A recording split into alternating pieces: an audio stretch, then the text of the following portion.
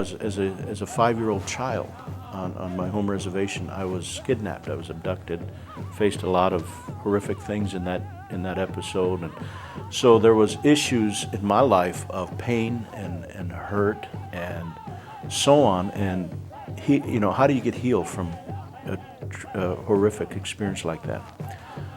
I found Jesus to be sufficient.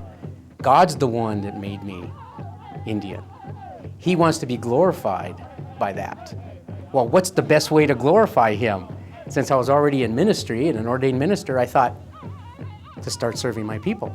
We see that a lot of devastation among our native tribes because they don't get through one tragedy when there's another one. If it's not against you, it's against someone in your community, a relative. And so they don't know what wholeness is. They don't know what hope is.